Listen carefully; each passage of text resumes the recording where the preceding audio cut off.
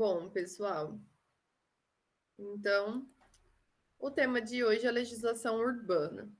Gente, se alguém tentar entrar aí na aula sem estar pelo login do Sesumar, tá? Eu não vou ficar saindo daqui para ficar aceitando, como eu já expliquei em outras aulas para vocês. Então avisem aí a pessoa, se ela mandar mensagem, alguma coisa, para entrar pelo login do Sesumar, tá bom? Então vamos lá. Vamos falar de legislação urbana. A gente teve, né, tem, né, a legislação urbana há algum tempo no nosso país, porém, né, foi necessário que ocorresse uma reforma urbana para que a gente tivesse lá na nossa Constituição algo relacionado, né, essas questões da legislação.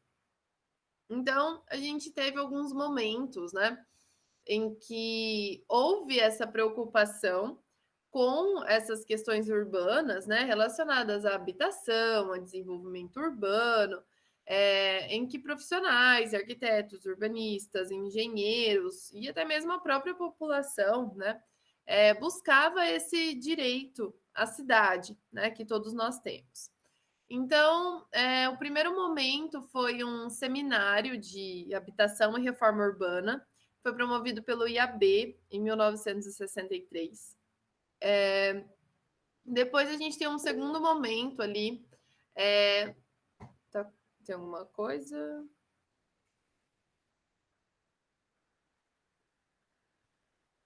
Achei que alguém tinha feito alguma pergunta. Ai, que ficou faltando o 1 aqui. Deixa eu arrumar.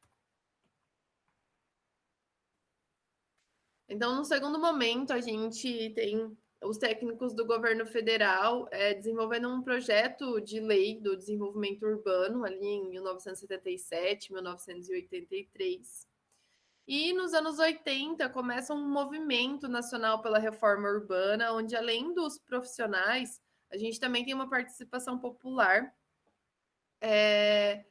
Porque o que acontece, né? A gente chega num período aí nos anos 80 em que a população, né, em grande parte vem morar na cidade.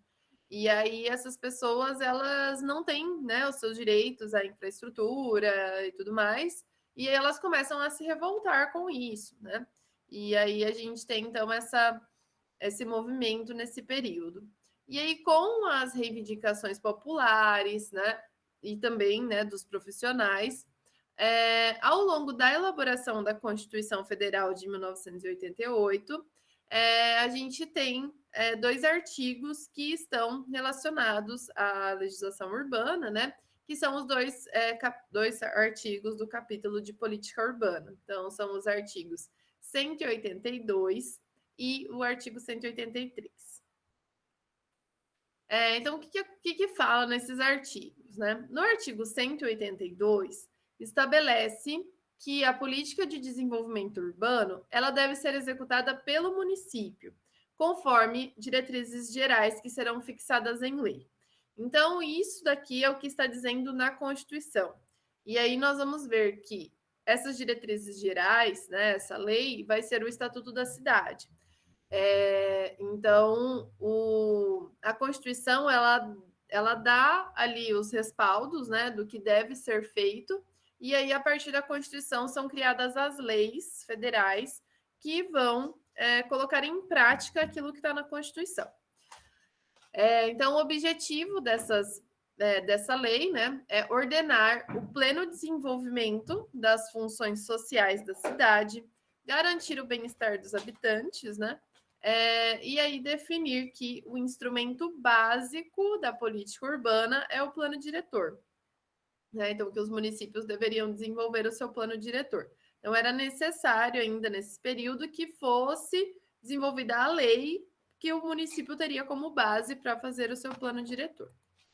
E no artigo 183, ele fala sobre um instrumento que a gente vai ver depois, que é o uso capião. Então, fixa que todo aquele que possuir como sua uma área urbana de até 250 metros quadrados por 5 anos, ininterruptamente e sem oposição, utilizando-a para a sua moradia e de sua família, adquirirá o seu domínio, desde que não seja proprietária de outro o imóvel urbano ou rural, tá?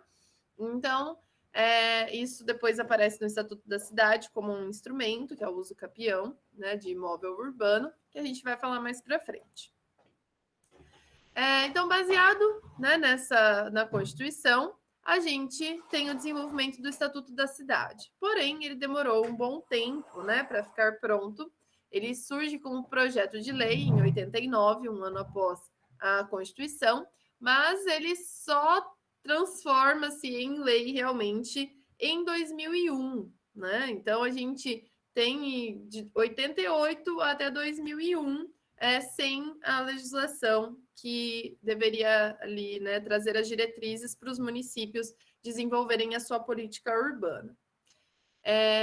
Então, no Estatuto da Cidade, ele vai regulamentar essas exigências que a gente tem lá na Constituição, trazer todas as normas, né, relacionadas ao uso das propriedades urbanas, sempre pensando no interesse coletivo, na segurança, no bem-estar do cidadão e no equilíbrio ambiental, e fixar os princípios básicos que vão nortear as ações dos municípios.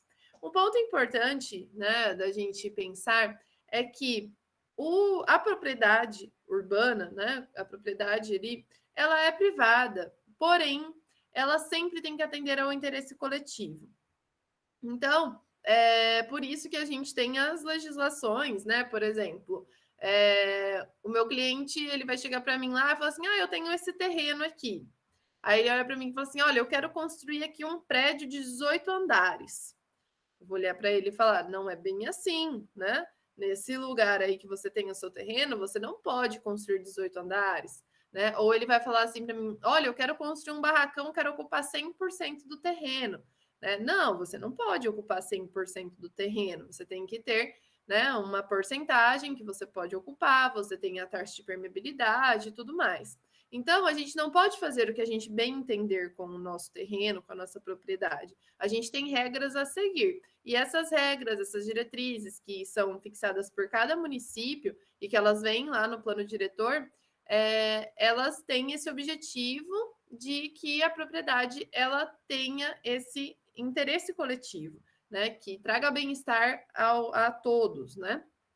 Até um ponto que a gente fala muito é a questão da taxa de permeabilidade dos terrenos, né? Então, cada município tem lá a sua taxa, né? Tem município que é 10%, tem município que é 15%, tem município que é 20%. E quem já trabalha aí na área, faz estágio, já atendeu algum cliente, tem cliente que nem sabe dessas leis todas, né? Que quando você começa a falar para ele, ele fala assim: mas como assim eu não posso construir do jeito que eu quiser? Né? E as pessoas realmente, algumas pessoas não têm esse conhecimento. E aí, quando a gente fala, né, da taxa de permeabilidade, que tem que deixar e tal, às vezes a pessoa fala assim: tá bom, pode fazer, só que depois eu não vou deixar essa grama, isso aí faz sujeira e não sei o quê. Aí, quando chove demais, o que acontece? Né? Daí a água sobe, aí fica aquela rua toda inundada, e daí as pessoas falam: meu Deus, mas olha isso, a cidade não tem infraestrutura. Mas aonde que elas fizeram a parte delas? Né? Então, nesse sentido que a propriedade ela tem esse interesse coletivo. Né? A gente tem os recuos, a gente tem a questão do vento, a gente tem a questão da insolação. Então, a gente tem essas regras para que todos vivam em bem-estar. E no estatuto ele traz, né, os instrumentos que a gente vai utilizar para o planejamento das cidades. Esses instrumentos são instrumentos tributários, são instrumentos urbanísticos, são instrumentos jurídicos, né? E dessa forma, através da utilização desses instrumentos, a gente deve ter um desenvolvimento justo, né? Justo para as cidades como um todo. Depois a gente vai falar de todos os instrumentos, mas é bom deixar claro que nem todos os municípios usam todos os instrumentos, né? Eles usam aqueles que são necessários para o desenvolvimento da cidade. Por exemplo, uma cidade pequena que não tem muita verticalidade, né? Que não constrói em altura, ela não tem por que ter um instrumento como a outorga onerosa do direito de construir, que permite que você construa além do que o terreno permite, né? Então, cada cidade vai analisar quais instrumentos são importantes para ela. Então, o Estatuto ele cria regras de como, né, as cidades serão organizadas, sempre pensando nessa função social do solo, que é aquilo que eu expliquei ali atrás para vocês, né? Que cada um tem que fazer a sua parte dentro da sua propriedade para ter, né, esse bem maior. Então, é a função social que a minha propriedade tem, que o meu solo tem, sempre pensando num benefício para a sociedade como um todo. Então, a minha propriedade, o meu solo, ele não deve apenas servir aos meus interesses privados e pessoais, ele tem que servir a essa função social. Até por isso que a aprovação de projeto em Maringá, por exemplo, né, no processo do Agiliza Obras, a gente só tem a análise dos parâmetros urbanísticos, né? A gente não tem a análise mais das partes internas da edificação, que aí sim entra a parte do interesse privado. Eles só analisam realmente, né, se aquela propriedade ela está fazendo a sua função social, se ela está respeitando os parâmetros urbanísticos determinados no plano diretor.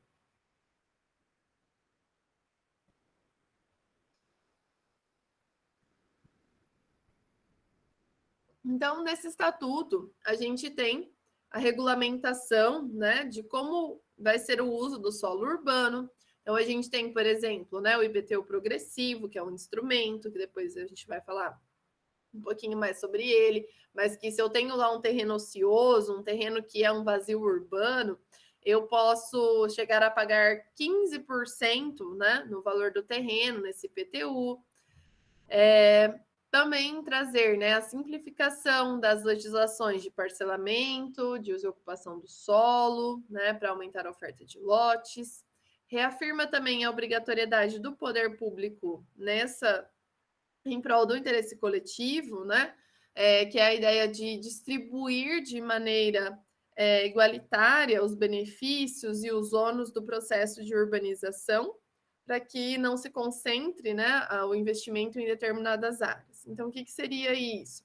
Quando é feito o plano diretor, né, baseado no estatuto, a gente vai ter lá como a cidade vai se desenvolver, o que vai ser investido e tudo mais. E alguns instrumentos do estatuto, quando aplicados nas cidades, eles geram dinheiro, né? Por exemplo, o IPTU progressivo, por exemplo, a outorga onerosa do direito de construir, são instrumentos que geram um ônus, né, a mais. E isso tem que ser colocado de volta na cidade. E muitas vezes isso tem que ser distribuído em áreas diferentes. Então, também é uma função do município, né, agir em prol desse interesse coletivo. Então, isso possibilita criar moradias populares em locais adequados, né, e dotados de infraestrutura. Nós já conversamos no semestre passado, né, sobre aquela questão da arquitetura e urbanismo para todos, né? A gente falou um pouco sobre isso, sobre a questão, né, de onde vão parar essas casas populares, né? Então, Maringá mesmo, né, já tem aí um pensamento um pouco diferente em relação a isso, né, de não deixar essas moradias excluídas, longe de infraestrutura, né? Na ideia também de que as pessoas não ocupem as áreas mais frágeis da cidade, né? Encostas de morro, zonas inundáveis, mangues, porque isso não prejudica só aquela pessoa que está nesse espaço, né? Vamos supor lá que a pessoa mora na encosta do morro e aí o morro vem e tem uma. Não esqueci a palavra. Aí o morro desmonta lá. E aí a gente, né, vai ter lá. Vamos supor que a gente não tivesse uma morte, né? Mas que a gente destruiu a casa da pessoa. Isso não é um problema só daquela pessoa, né? A gente tem um problema, todo um problema social, por isso que é importante que a gente não tenha pessoas morando nas áreas que são áreas frágeis, né? Então, isso é para a sociedade. Permite também a regularização de áreas de ocupação ilegal, então, áreas que às vezes já estão ocupadas, né? e aí acaba regularizando isso para ficar, né, certinho. Garantir novos recursos também, né, para as áreas para o investimento em áreas de infraestrutura, para habitação, e também que as prefeituras elas adotem a sustentabilidade ambiental no seu planejamento urbano. A gente vai ver também, né, que pelo instrumento lá do estudo de impacto de vizinhança, né, o Estatuto da Cidade ele prevê que a cidade ela tenha normas obrigando esses estudos, né, para as grandes obras, como por exemplo a construção de um shopping center que pode influenciar na cidade como um todo, no trânsito, e tudo mais. E atribui daí aos municípios que eles implementem esses planos diretores e que eles sejam planos diretores participativos, né? Obrigando a prefeitura a realizar audiências e consultas públicas no formato de referendos ou plebiscitos que pretendem, quando pretenderem tomar alguma decisão importante sobre a cidade.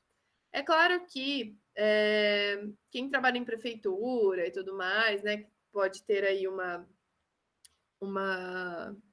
entender um pouquinho melhor, né, dessas questões, sabe que a participação da população é muito pouca, né? Até porque as pessoas elas não veem interesse nisso, elas não entendem isso, elas não sabem, né? A maior parte das pessoas não sabem o que é o plano diretor. Então a gente precisava, né, que as pessoas tivessem um pouco mais de conhecimento nesse sentido, para que a gente tivesse realmente uma participação popular da maneira como o estatuto coloca, né? Mas é por isso que quando a gente tem a mudança do plano diretor, são feitas essas audiências, né? Para que a população participe. Então, a maior parte dos municípios ou já passou ou está passando atrasado aí pelas mudanças no plano diretor, porque ele tem a validade, né, de 10 anos. Então, muitos municípios estão passando por esse período de audiências públicas para mudança do plano diretor. Então, a partir, né, do Estatuto da Cidade, vem, né, o plano diretor, e junto com o plano diretor surgem diversas outras legislações. Então, os municípios, eles têm lá as suas leis de parcelamento do solo para fins urbanos, que nós estudamos na aula passada, né? Então, a gente viu lá que a gente tem a lei federal e cada município, nas suas particularidades, desenvolve a sua lei municipal. A gente tem a lei do perímetro urbano e expansão urbana, que a gente também conversou na aula passada um pouquinho sobre isso, né? As áreas onde a gente pode lotear, onde a gente pode fazer o desmembramento. Os municípios têm as suas leis de uso e ocupação do solo, que é o zoneamento, né? Que indica o que pode, o que não pode ser construído naquela zona, naquela área, né? Para cada terreno. Se o município ele aplica algum dos instrumentos do Estatuto da Cidade, ele vai ter lá a legislação como uma lei também, né? Então, são só os instrumentos úteis àquele município. A gente vai ter a lei do plano diretor em si, a lei do sistema viário, que eu também mostrei para vocês na aula passada, e o código de obras e posturas, que geralmente é o mesmo código, né? Onde vai explicar, né, parte de processo de aprovação de projeto, como que deve ser o canteiro de obras, quais as multas para quem constrói irregular, tudo mais. E algumas outras leis complementares, como lei do meio ambiente, leis sanitárias, planos de mobilidade e plano de desenvolvimento urbano integrado. No finalzinho da aula, eu vou dar uma pinceladinha nesses dois últimos, que é a lei de mobilidade urbana e o Estatuto das Metrópoles, tá? Mas o foco é mais na parte urbana.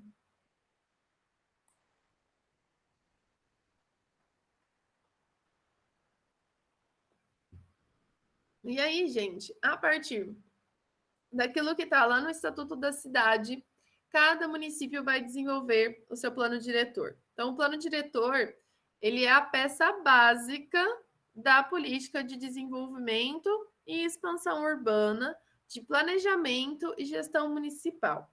Então, o plano diretor, ele não é apenas a parte relacionada à arquitetura, né, e urbanismo. Ele também vai trazer ali metas e objetivos para o município de uma maneira geral. Então, entra saúde, educação e tudo mais. Então, a partir desse plano diretor, a gente vai ter daí a utilização dos instrumentos propostos pelo Estatuto, se for necessário e útil para aquela cidade. Então, basicamente, o plano diretor, ele me diz de que maneira eu vou aplicar o Estatuto da cidade naquele município. É o mesmo princípio da aula passada que a gente falou da lei de parcelamento do solo. Eu tenho a lei federal, ela me dá as diretrizes básicas. A lei municipal vai me dizer de que maneira eu vou aplicar a lei federal. E a mesma coisa acontece aqui. O plano diretor me diz de que maneira o estatuto vai ser aplicado naquele município. Pensando em organizar como aquela cidade vai crescer, como ela vai funcionar. Então, é realmente um planejamento do futuro daquela cidade. Então, ele vai determinar quais são os melhores usos para cada propriedade, né? Então, é feita uma leitura da cidade existente, e eles vão analisar, né, as particularidades daquele município, daquela população, né? Vão ver o que já está consolidado e como que a gente pode melhorar e continuar desenvolvendo essa cidade. Então, vai definir lá aonde vai ser utilizado para moradia ou para trabalho, né? Daí indústrias, universidades, escolas, creches, postos de saúde, terminais de transportes, preservação da natureza e preservação da história. Então, tudo isso vai sendo definido nesse planejamento.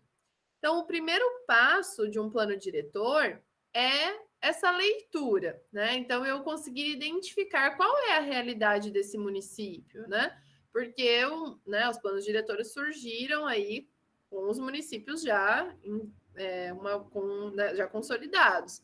Então, é feita uma análise. Quais são os principais problemas que esse município tem? Quais são as potencialidades do município? E a ideia é que essa leitura ela seja feita de duas óticas, né? Uma dos seus moradores e outra dos profissionais. Então, por isso que a participação da população é importante nesse processo, né? Porque o morador, ele tem o seu ponto de vista sobre a cidade.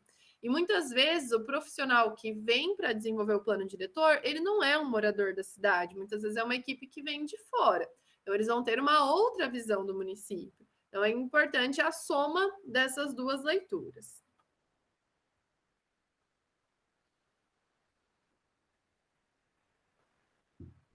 Feita essa leitura, né, identificado os pontos positivos e negativos, começa-se a definir quais são os princípios para esse município, sobre o que esse plano diretor precisa falar, né, que são os temas e os objetivos, aonde se quer chegar. E assim são estabelecidas ações e metas para conseguir melhorar, né, esse município. Então, uma questão de distorção de crescimento urbano, né? Até eu comentei isso, acho que na outra aula com vocês.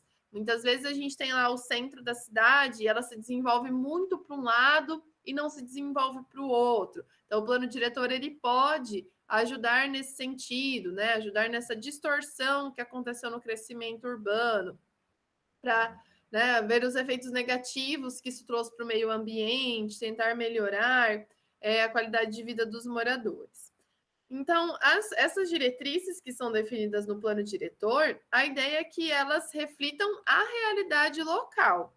Então, a ideia é fazer metas para uma cidade possível e não para uma cidade idealizada, né, utopicamente.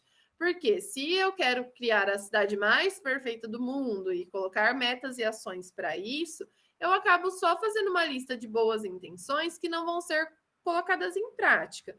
Né? Então, por isso que a leitura da cidade é importante e eu ter metas e objetivos que estão relacionados à realidade dessa cidade. Então, o estatuto ele delega às prefeituras e câmaras municipais essa responsabilidade de fazer valer a lei, né, do plano diretor. Mas eles exigem também a participação direta da população em todas as etapas de processo. Então, desde a construção desse plano, da preparação, da revisão, das votações e do monitoramento se esse plano está sendo aplicado. E o plano diretor, como eu já tinha comentado, ele vai sendo revisto a cada 10 anos, tá? No máximo a cada 10 anos. Se for necessário, ele pode ser revisto com um tempo menor. Então, ele tem que ir se adequando, se ajustando à realidade daquele município. Agora vamos aos instrumentos, tá? Eu vou mostrar aqui para vocês, né, para a gente dar uma relembradinha aí, todos os instrumentos que estão no Estatuto da Cidade. Isso não quer dizer que todos os municípios, ao desenvolver os seus planos diretores, eles vão aplicar todos os instrumentos, tá? Então, eu vou mostrar aqui para vocês quais são, quais problemas esses instrumentos resolvem, e aí, né, cada município pode ou não ter esses instrumentos aplicados. Então, o primeiro instrumento que a gente tem aqui, ele é chamado de parcelamento, edificação e utilização compulsórios. Então, o proprietário que ele tenha um imóvel que é subutilizado, ele precisa parcelar, edificar ou utilizar esse imóvel. Então, para que serve esse instrumento? Para que a gente não tenha os vazios urbanos na cidade. Então, acabar com terrenos ociosos no tecido urbano. Então, muitas vezes, acontecia muito, hoje ainda acontece, né? Mas acontece um pouco menos, eu acho. Mas acontecia muito, né? Da cidade estar crescendo ali, daí o cara tinha ali uma gleba, né? Um terrenão que ele podia lotear.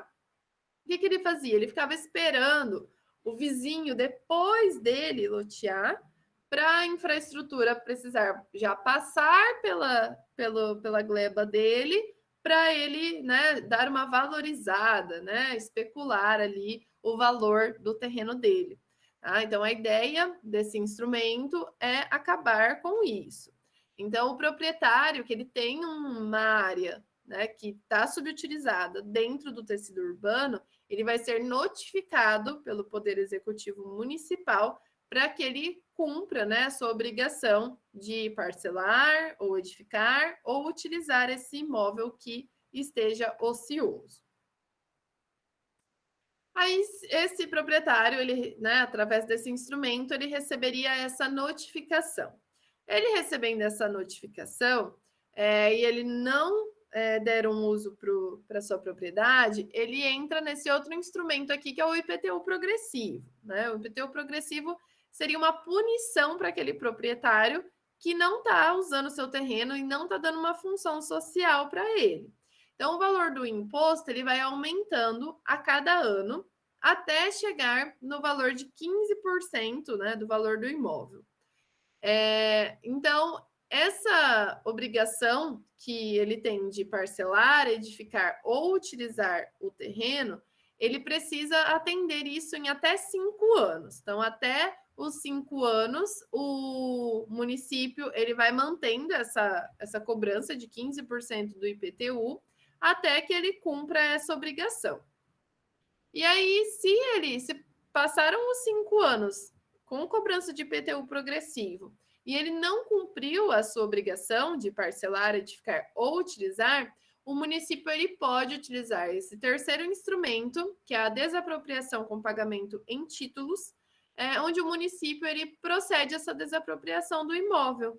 E aí ele paga esse proprietário, que o imóvel passa a ser do município, mas ele paga em títulos de dívida pública.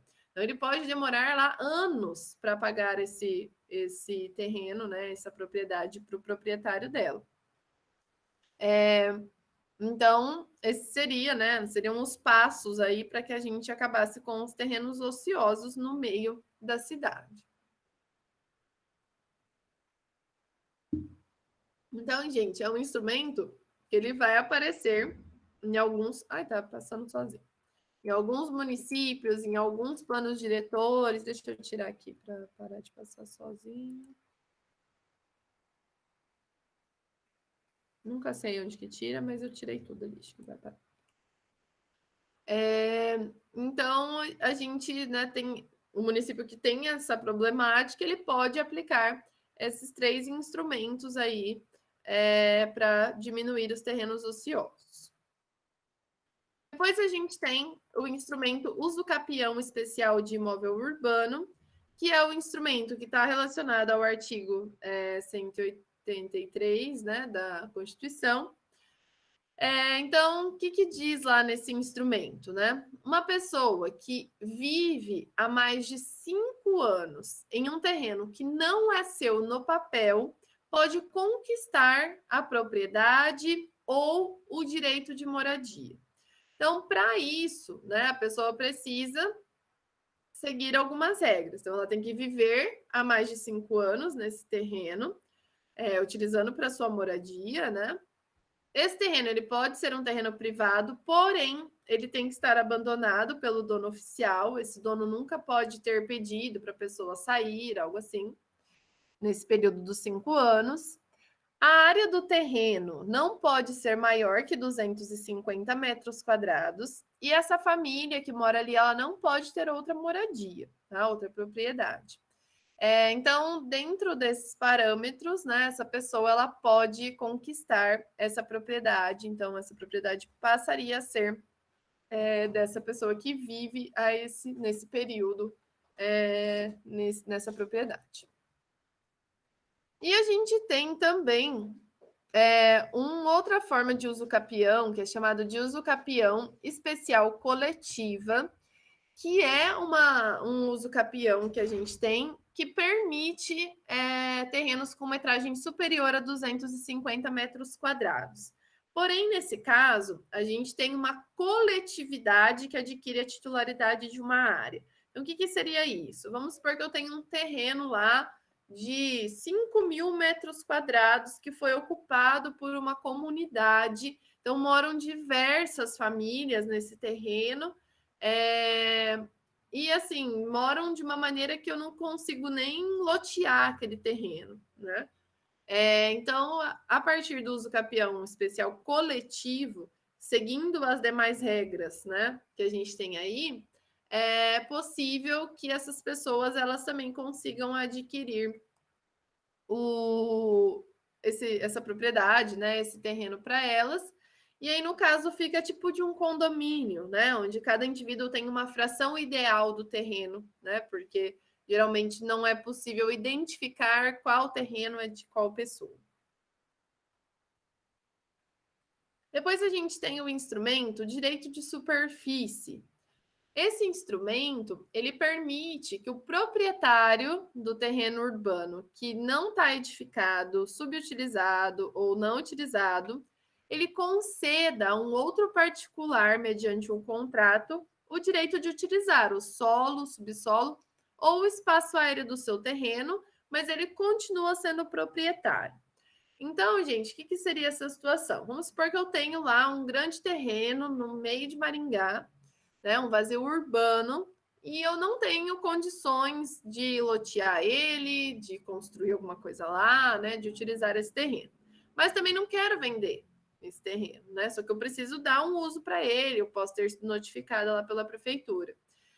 E aí eu posso conceder a uma outra pessoa que ela use esse meu terreno. Eu posso, por exemplo, permitir que um supermercado construa, né, uma edificação para que ele utilize essa área, e aí é feito um acordo, feito um contrato, eu continuo sendo dona do terreno, e o supermercado vai ter lá os seus direitos, né? Vai estar tudo lá certinho, né? No acordo que eu fizer, e eu passo a dar um uso para o meu terreno, tá? Então, o direito de superfície, ele tem como objetivo estimular a utilização dos terrenos urbanos que são mantidos ociosos.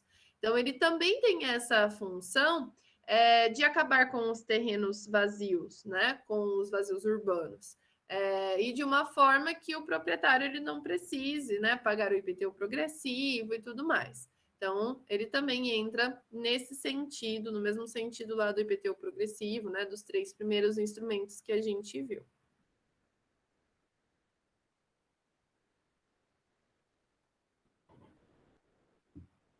Depois nós temos o direito de preempção ou o direito de preferência.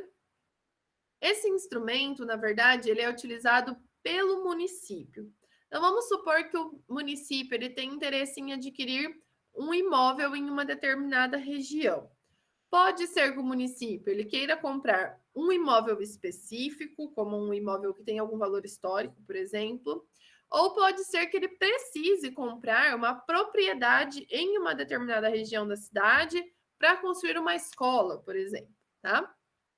E aí o município ele vai delimitar em uma lei a região onde ele precisa comprar esse imóvel e durante os próximos 5 anos ele tem o direito de preempção, né? Ou seja, ele tem a preferência na compra de imóveis que venham a ser vendidos naquela área que foi determinada em lei. Nesse caso aqui, diferente do caso lá do IPTU progressivo, a prefeitura vai pagar valor de mercado e vai ser uma compra, né, que não vai demorar lá 10 anos para pagar. Vai ser como se eu vendesse para um particular, tá? Se durante esses 5 anos ninguém vendeu propriedade lá, ou não vendeu a propriedade que a prefeitura queria, a lei ela pode ser reeditada, tá? Mas aí ela fica fica um ano livre e depois de um ano volta a lei e aí o município fica por mais 5 anos com essa preferência. Então, esse instrumento permite que a prefeitura ela tenha essa preferência para adquirir um imóvel de interesse histórico, ou cultural ou ambiental, né, para que ela dê usos especiais e de interesse coletivo.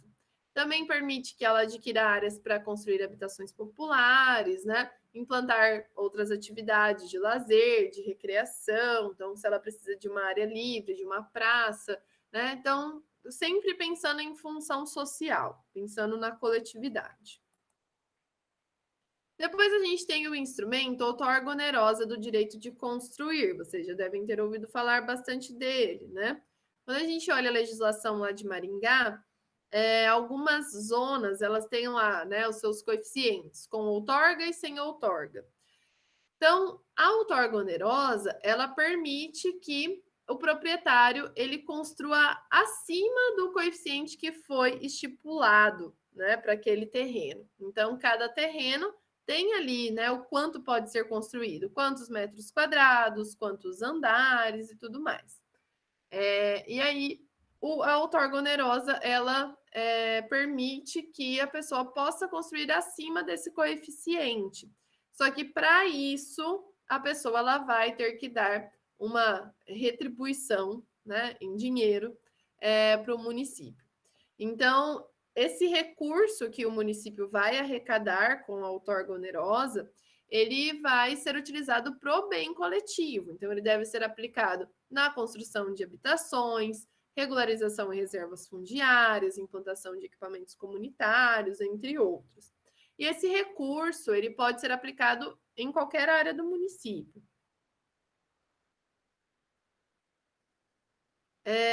Depois a gente tem a transferência do direito de construir. Esse instrumento aqui, ele é aplicado, né, quando eu tenho lá o proprietário de um imóvel, ele não vai poder construir todo o seu potencial construtivo e ele pega esse potencial construtivo e dá para outro lugar ou para outra pessoa. Então, vamos exemplificar. Vamos supor que eu comprei um terreno e esse meu terreno ele é num fundo de vale. Aí eu tinha lá, no momento que eu comprei o terreno, uma legislação que dizia que eu teria que deixar um recuo de 30 metros nesse fundo de vale, tá? Então eu perderia ali 30 metros do meu terreno. Então, quando eu comprei o meu terreno, eu tinha um potencial construtivo com esse recuo de 30 metros. Passou algum tempo, o município resolveu fazer uma mudança nesse parâmetro e esse recuo passou a ser de 60 metros. Então, eu perdi mais 30. Então, eu perdi no meu potencial construtivo. Vou poder construir menos do que eu poderia quando eu comprei aquele terreno. Quando acontece isso, o município ele vai usar esse instrumento da transferência do direito de construir, e aí cada município vai criar a sua lei de como isso vai ser transferido. Então, pode ser que eles destinem lá uma certa área da cidade onde pode ser vendido esse potencial construtivo, ou pode transferir por um outro terreno que seja do próprio proprietário. Então, daí a cidade vai criar as suas regras para isso, tá? Então, esse imóvel, ele tem que ser considerado necessário para alguns fins. Então, vamos supor que eu tenho meu terreno e daí o município resolveu que ele precisa de parte do meu terreno para implantar um equipamento urbano e comunitário, para uma área de preservação, como foi o caso que eu acabei de explicar, para regularização fundiária, urbanização de áreas ocupadas por população de baixa renda ou para uma habitação de interesse social. Então, nesse caso, o município vai fazer lá o acordo e aí essa pessoa vai transferir o potencial que ela perdeu de construção nesse terreno para um outro terreno, ou ela vai vender para alguém que precisa construir a mais esse potencial construtivo. E a gente tem também as operações urbanas consorciadas, que é um instrumento que permite que a gente tenha uma participação privada em alguma intervenção do município. Então, é um conjunto de medidas e intervenções que é coordenado pelo município, mas tem a participação de proprietários, de moradores, de usuários, de investidores privados, para fazer alguma transformação urbanística numa área da cidade, com a ideia de atingir uma melhoria social, uma valorização ambiental. Então, geralmente, isso acontece quando a gente tem lá uma área muito degradada da cidade, e aí a prefeitura ela precisa dar vida, revitalizar aquela área. Então, ela acaba fazendo uma parceria entre público e privado para que a gente tenha, né, traga essa vida. Então, muitas vezes, ela, por exemplo, pode dar o terreno para uma grande empresa construir a sua sede naquela área, e com a sede dessa empresa ali, ela vai conseguir trazer, né, mais recursos, revitalizar aquele local, e ela pode pedir para essa empresa construir uma biblioteca, não sei, algo assim, né, para ir valorizando esse espaço. Então, eu tenho, né, contrapartidas do público e do privado. Então, a ideia, né, são recursos para o financiamento do desenvolvimento urbano, envolvendo, né, geralmente empreendimentos complexos, empreendimentos de grande porte. Então, tem diversas formas também de fazer essas operações, né? E, assim, no Brasil, né, a gente tem algumas experiências que não deram muito certo por falta de planejamento, né, que é algo que acontece muito no nosso país, mas lá fora a gente vê bastante operação dessa, assim, que dá certo, né? Mas precisa planejar como que isso vai acontecer. E a gente tem o último instrumento, que é o estudo de impacto de vizinhança, onde o estatuto ele estabelece que cada município vai definir quais tipos de empreendimentos das áreas urbanas vão precisar de um estudo prévio de impacto de vizinhança. Então, todo empreendimento que for gerar aumento de densidade populacional, que for gerar tráfego, que for sobrecarregar os equipamentos públicos, que for trazer algum prejuízo de ventilação e iluminação, vai comprometer a paisagem, o patrimônio, isso deve ser amplamente discutido, né? Se vai permitir ou não a implantação desse empreendimento. Pode ser um empreendimento habitacional, né? Então, se eu vou construir lá um conjunto de prédios, né, que vai ter uma grande quantidade de moradores, isso vai trazer um impacto para aquela área, né? Tanto em tráfego de veículos quanto em sobrecarga de equipamentos públicos. Ou se eu vou construir um grande supermercado, um grande shopping center, uma grande loja de construção, de materiais de construção. São todos empreendimentos que vão trazer algum impacto para o município como um todo. E aí é preciso estudar, né, a viabilidade desse empreendimento, estudar quais impactos esse empreendimento vai trazer e também mostrar de que forma esse empreendimento vai trazer uma contrapartida para o município, né? Então, geralmente é definido alguma coisa que esse empreendimento precisa fazer para a cidade. Então, pode ser que ele tenha que fazer uma praça, pode ser que ele tenha que plantar árvores, né? Que fazer lá um sistema de esgoto em uma área que está precisando. Então, o município vai definir o que esse empreendimento vai dar de contrapartida, tá? Pela regalia ali, né? Dele poder se instalar naquele local da cidade, trazendo seus impactos, né? Muitas vezes precisa fazer alguma mudança de sistema viário, e daí esse empreendimento vai ter que fazer para facilitar a vida de todos, né? Então, sempre pensando no bem-estar social.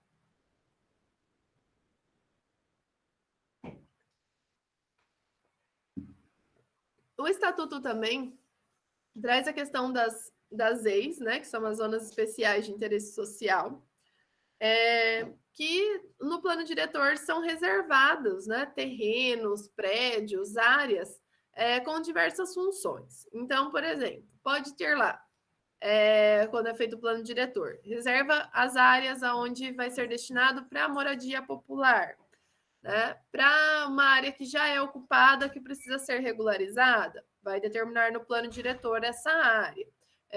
Então, a ideia é trazer, né, a população para dentro das cidades, manter as áreas de preservação, né? Então, a gente tem essas delimitações dessas zonas especiais de interesse social no desenvolvimento do plano diretor. Também, se tem lá uma área ocupada que a prefeitura precisa fazer uma proteção ambiental ou até mesmo uma infraestrutura para isso, isso é determinado como uma zona especial de interesse social, aonde eu posso ter uma parte da população transferida daquele local e outra parte fica, né, com infraestrutura. Então, são decisões tomadas no plano diretor sobre o crescimento da cidade. Também podem ser delimitadas essas zonas se eu tenho lá povos indígenas, comunidades tradicionais, como os quilombolas, os ribeirinhas, extrativistas. Então, eu determino qual é o território dessa população, né, para garantir os seus direitos. Demarcar áreas que apresentem risco à vida e à saúde. Então, deslizamento, que eu estava tentando falar aquela hora do morro. Deslizamentos, inundações, então são áreas que a gente não pode construir, elas são zonas especiais de interesse social, né? Áreas de proteção, de preservação e recuperação do meio ambiente, patrimônio cultural, histórico e paisagístico. Então, isso tudo é definido no plano diretor. Beleza? Então, gente, basicamente é isso que a gente tem, né? A Constituição definiu o capítulo de política urbana. O Estatuto da Cidade ele vem para colocar as diretrizes para que o município faça a sua política urbana, e aí o município entra, né, com a sua lei do plano diretor e as demais leis que a gente viu ali para organizar o crescimento da cidade. E aí nós temos esses instrumentos que podem ou não ser aplicados nos municípios de acordo com a realidade que aquele município tem. E aqui, só para a gente finalizar, eu vou falar um pouquinho da Lei de Mobilidade Urbana e do Estatuto da Metrópole, tá? Mas eu vou dar só uma pinceladinha aqui nesses dois pontos. Então, a Lei de Mobilidade Urbana é uma lei de 2012, né? Uma lei mais recente que o Estatuto da Cidade, e vai falar sobre transporte urbano. Só que essa questão do transporte urbano vai um pouco além do transporte em si. Né? Tem dois pontos importantes da gente pensar em relação à mobilidade urbana, que são uso e ocupação do solo e qualidade de vida. Então, o que seriam esses dois pontos? Né? Uso e ocupação do solo. A maneira como o solo vai ser ocupado pode diminuir distâncias, né? Então, que as pessoas elas tenham perto da sua casa locais para trabalhar, locais para estudar, então que a gente tenha infraestrutura em várias partes da cidade para que eu diminua o trajeto que essas pessoas precisam fazer, né, de um lado para o outro por conta da infraestrutura, do trabalho, do estudo e tudo mais. Por quê? Isso vai influenciar na qualidade de vida, né? Muitos de vocês até podem passar por isso, né? Não sei, mas assim, uma pessoa que passa 2 horas do seu dia para ir trabalhar, 2 horas do seu dia para voltar para casa, ela perde 4 horas do dia dela fazendo transporte, né? Então, nesse sentido, a qualidade de vida. E muitas vezes essa pessoa pega um ônibus, pega um trem, pega outro ônibus, né? Anda mais um tanto a pé. Então, que qualidade de vida que é essa, né? Tem gente que trabalha num canto, estuda no outro, e daí a pessoa tem que usar transporte público, e daí ela pega não sei quantos ônibus, e são horas da vida que a pessoa passa se transportando, né? Então, nesse sentido que entram esses 2 pontos, de uso e ocupação do solo e qualidade de vida, tá? Então, vai um pouco além só do transporte. Essa lei ela também prioriza o modo não motorizado, né? O a pé, o ir de bicicleta. Também a questão do acesso universal à cidade, né? Da parte de acessibilidade. E ela tem as mesmas obrigatoriedades do plano diretor. Então, o prazo para que essa lei fosse aplicada nos municípios era janeiro de 2018. Aqui alguns exemplos, né, do que pode ser feito. Restrições de acesso e circulações de veículos, né, que são os rodízios que acontecem nas grandes cidades, como São Paulo. Pode ter pedágio urbano, se for necessário, né? Por exemplo, se eu tenho lá uma cidade, né, que eu tenho muitos caminhões e tal que passam pela cidade, e eu não quero que esse tipo de Gente, tem alguém com o microfone ligado? Quer falar alguma coisa ou ligou sem querer? Não? Então, eu posso ter os pedágios urbanos para alguns tipos de veículos, por exemplo, né? Então, são formas de melhorar a mobilidade urbana da cidade. Então, aí cada município vai desenvolver, né, a sua lei de mobilidade urbana de acordo com a sua realidade. Então, quais são as infraestruturas de mobilidade urbana, né? Todas as vias e logradouros públicos, né? Inclusive as metroferrovias, hidrovias e ciclovias, os estacionamentos, os terminais, as estações e as conexões, os pontos para embarque e desembarque dos passageiros e cargas, toda a parte de sinalização viária e de trânsito, equipamentos e instalações e os instrumentos de controle, fiscalização, arrecadação de taxas e tarifas e difusão de informações. Então, tudo isso entra na infraestrutura de mobilidade urbana. Beleza? Então, aqui só para a gente dar uma pinceladinha nessa lei.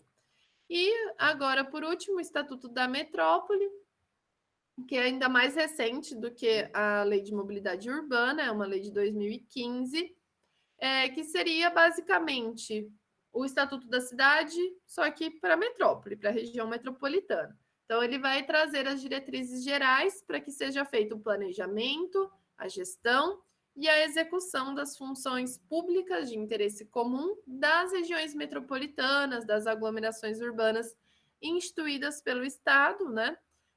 Então, traz as normas gerais para que seja desenvolvido um plano de desenvolvimento urbano integrado e traz também os instrumentos de governança interfederativa, né? Critérios para o apoio da União, ações que envolvam essa governança interfederativa no campo de desenvolvimento urbano.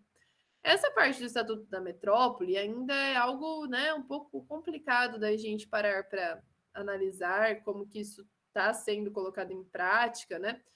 Porque a gente teria vários municípios que cada um tem o seu plano diretor e o Estatuto da Metrópole viria para trazer um plano geral para todos esses municípios, né? Então a gente tem aí uma briga de poderes, né? Essa questão dessa governança interfederativa, alguém ia mandar mais que o outro. Então, nesse ponto, isso ainda é um pouco complicado, né?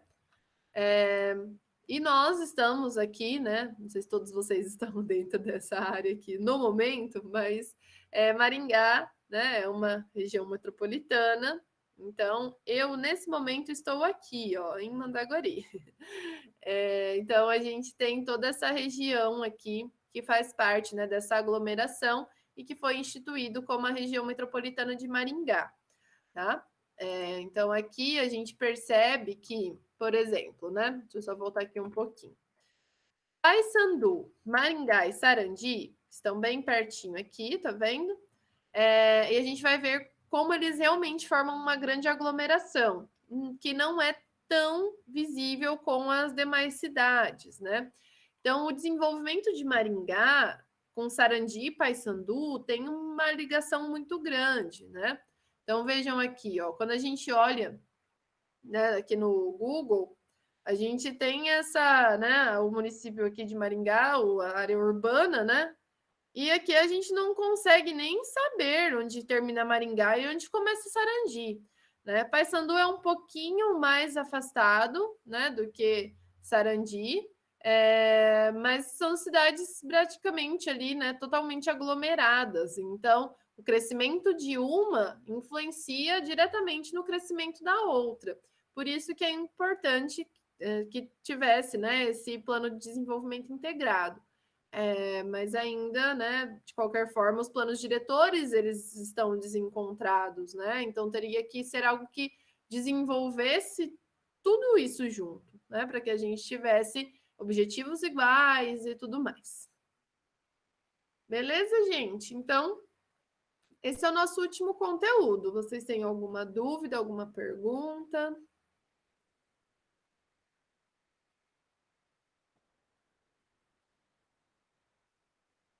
Deixa eu ver aqui a pergunta da Bruna, só um pouquinho. Tem algum instrumento que auxilie no uso de vazios urbanos para habitação social? Porque tem o problema da periferização e ainda continuam fazendo os conjuntos à margem da cidade ao invés de usar os vazios. Aqui em Maringá, Bruna,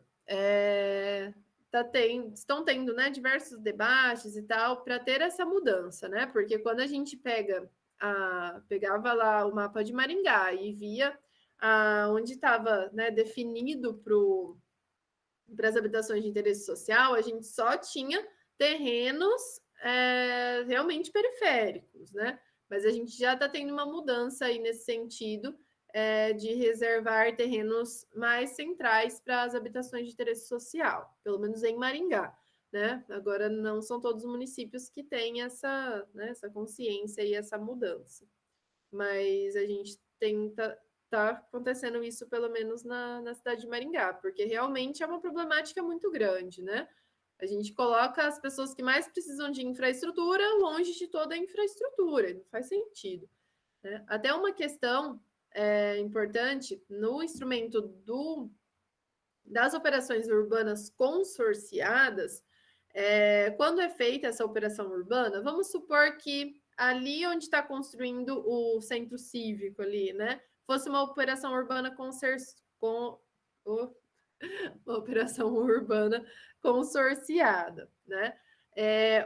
O dinheiro investido pelo privado, ele só pode ser investido dentro da área de atuação, né? Então, se foi definido ali, vamos por a área do antigo aeroporto, vai ser uma operação urbana consorciada. O dinheiro adquirido com a propriedade, com os investidores privados, ele só pode ser aplicado naquela área. Eu não posso aplicar numa outra área de habitação. Né? Então, aí tem que ser bem planejado para que esse dinheiro seja aplicado de uma maneira que beneficie quem mais precisa, né?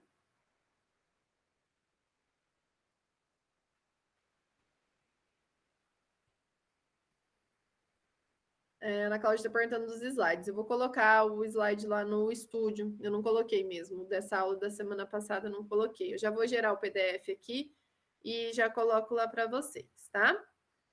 Gente, abriu agora uma atividadezinha para vocês fazerem. É bem simplesinha, tá? Para fechar nossa nota dos trabalhos, vale 0,5. São 5 questões sobre a aula passada e a aula de hoje. Bem tranquilinho, tá? Para vocês resolverem, então. E aí a gente fecha a nota desse bimestre, tá?